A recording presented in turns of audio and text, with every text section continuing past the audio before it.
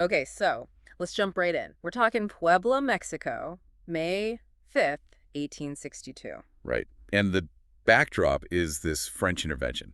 It started ostensibly over unpaid debts. Yeah, Mexico had put a hold on paying foreign debts, and France, well, they saw an You opportunity. did. Britain and Spain were initially involved, too, part of the sort of debt collection mission. But they pulled out pretty quickly, didn't they, when they realized France wasn't just there for the money? Exactly. It became clear Napoleon III had um, bigger plans, like establishing a French-backed empire in Mexico. That wasn't what Spain and Britain signed up for. So it's France alone by this point, and they're marching on Puebla. Led by General Charles de Laurences. About Same. 6,000 troops, well-equipped, feeling pretty good about themselves. Confident is maybe an understatement. Oh, definitely. They expected a swift victory. Puebla was seen as just a stepping stone towards Mexico City. And their main objective in Puebla, taking those two forts, right? Laredo and Guadalupe. Absolutely. They overlook the city, control the forts, you control Puebla. Simple as that, in theory. Okay, so that's the French side. What about the Mexicans? Who was facing them? You had a smaller force, maybe around 3,800 soldiers, give or take, Yeah. cobbled together by President Benito Juarez's government. Under the command of General Ignacio Zaragoza. That's the man, and their equipment. Well, let's just say it wasn't quite on par with the French. Definitely the underdogs here.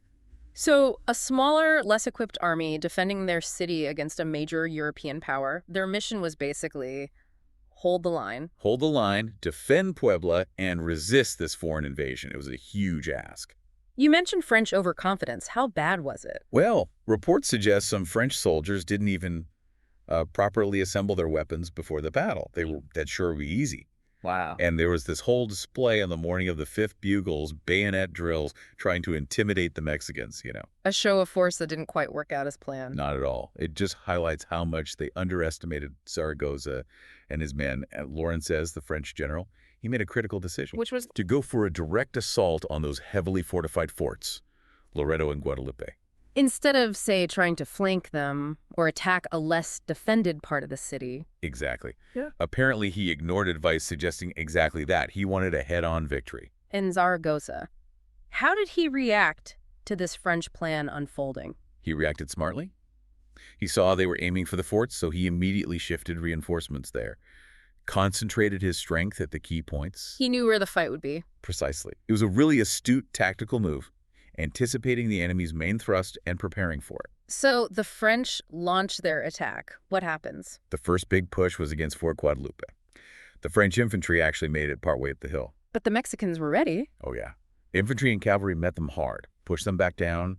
Assault repelled. Okay, round one to the defenders. Did the French try again? They did.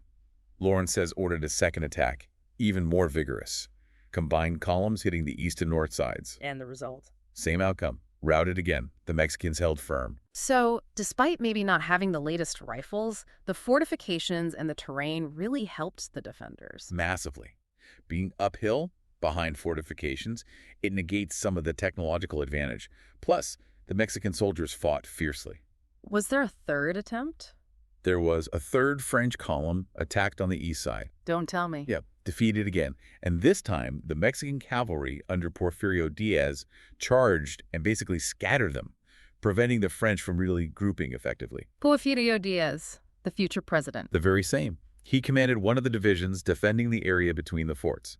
Miguel Negrete was another key commander holding Guadalupe. So, 3 failed assaults. Lawrence says must have been stunned. You'd think so. There's a quote from a Mexican historian, Bolnes, basically saying Lawrences just didn't have the resources or the right plan. He couldn't starve them out, couldn't intimidate them, and storming the forts head-on was incredibly risky and unlikely to succeed. A pretty damning assessment. It really highlights the failure in French strategy, doesn't it? It really does. Zaragoza's strategy, on the other hand, reinforcing those forts, proved decisive. So, after the third failed attack, what happened? The French had had enough for one day. They started their retreat in the afternoon, eventually pulling back to Orizaba to lick their wounds and wait for reinforcements. A clear Mexican victory, then. Absolutely, against the odds. Let's talk numbers. Casualties tell a story. They do. The Mexicans lost about 87 killed, around 250 wounded, maybe a dozen missing. Okay. And the French? Significantly higher, around 131 killed and 345 wounded. For an army that expected an easy win, Those are heavy losses. That really drives home the point. They were repulsed and they paid a price for it. Definitely punctured their aura of invincibility, at least for a time. What was the immediate impact in Mexico? Huge morale boost. A massive surge of patriotism. Proof that they could stand up to a major European power. And Zaragoza became national hero. Instantly. The Mexican Congress sent official thanks, awarded him a ceremonial sword, and they even renamed the city. Puebla de Los Angeles became Puebla de Zaragoza in his honor. That's quite the tribute. Though we should probably mention this wasn't the end of the war, right? No, absolutely not. It's important context. The French regrouped, got major reinforcements, and came back the next year. And the Second Battle of Puebla? That one, unfortunately for Mexico, went the other way. The French eventually took Puebla, then Mexico City, and installed Maximilian von Habsburg as emperor. So the Second Mexican Empire did happen despite this initial setback for the French. It did. But the victory on May 5th, 1862, Cinco de Mayo, it remained incredibly powerful symbolically. A symbol of resistance. Exactly. Even though the French ultimately won that phase of the conflict, the Battle of Puebla became this enduring symbol of Mexican courage and defiance against foreign domination. It really cemented itself in the national identity. Let's quickly touch on Benito Juarez again. His government was in a tough spot, leading to this whole mess. Yeah, the debt moratorium was a desperate measure, really. But Juarez was determined not to let Mexico become a European puppet state. He moved his government north and kept the resistance alive throughout the French occupation. His resolve was pretty critical. Absolutely. He represented that unwavering commitment to Mexican sovereignty. And those forts, Loreto and Guadalupe, just strategically perfect for defense. Their position was key. Overlooking the main approaches to the city, forcing an uphill attack, Zaragoza used that terrain advantage brilliantly.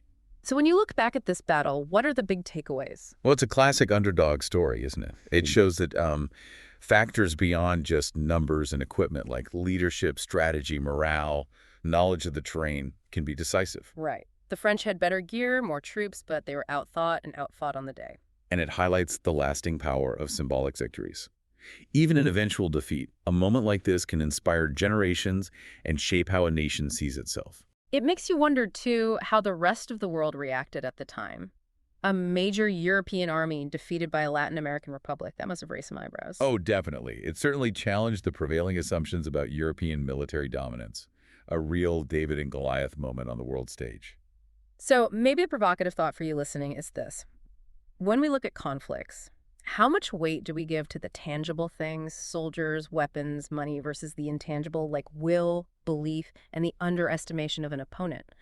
Puebla shows those intangibles can pack a serious punch. Something to think about, for sure.